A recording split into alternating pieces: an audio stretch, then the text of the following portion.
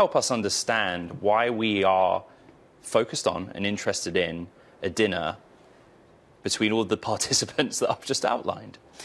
Well, first, I was not invited to the dinner, so unfortunately. But I think some of the Trump involvement in the digital asset world has been incredibly helpful for the momentum that we're seeing in the industry. It has opened up a lot of doors, which is great.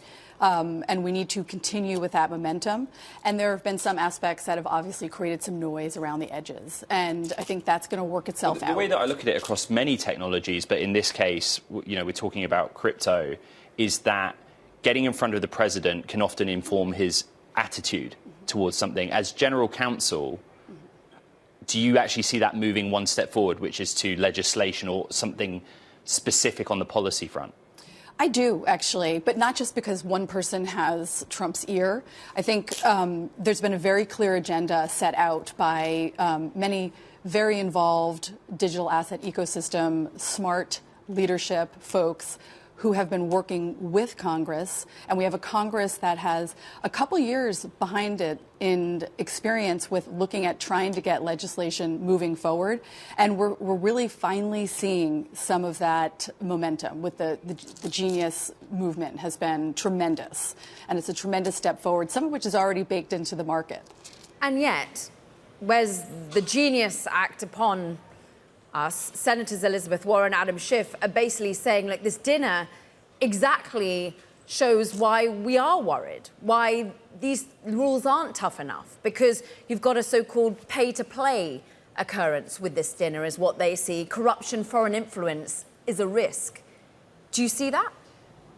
I do see it. I do see it more as noise, and I see it as something that we can segment. It's not a reason to not move forward with this important legislation, which is becoming more and more bipartisan.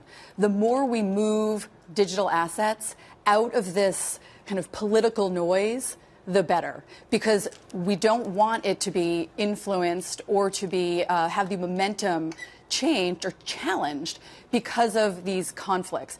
It's incredibly important to deal with those conflicts and to do it in a transparent way. And I do believe we can do both at the same time and meet both of those needs without saying all or nothing. We can't move forward on this because of this noise. But the conflicts are incredibly important to deal with, and we don't want that stopping up this incredible movement that we need to continue to see that is so important for so many reasons, one of which is to keep the U.S. at the forefront of expanding this technology. And that can't be underscored, Caroline. It's an incredibly important thing. We need to hold on to that mainstay, that core, and make sure that we deal with this noise on the side and figure out a way to create barricades around those conflicts so that it doesn't impact the movement we need to continue to push for. And we actually been talking about the push forward today, tokenized assets when it comes to equities. We had the Kraken co-CEO on talking about X stocks that's backed by backed finance, that if you're outside the US, you might be able to have a tokenized version of Tesla or Nvidia stock to trade 24 hours. But they can only do it if you're outside the US. Are you optimistic that this sort of innovation will be met with regulatory clarity here in the US? Absolutely. It's coming, and it's coming soon. This is just the tip of the iceberg, and it's incredibly exciting to see. But you're going to see more and more tokenization experiments. You're going to see beta programs just like this one. And I think that is a good sign of keeping this. I mean, look at tokenization. You can't politicize tokenization, right? It is blurring the lines between TradFi and crypto trading. It's changing the architecture. And if at heart, that is what blockchain is all about, changing the architecture. Turns out Swift isn't so swift anymore when you look at blockchain technology in terms of how quickly you can settle, how quickly you can pay people on a global scale.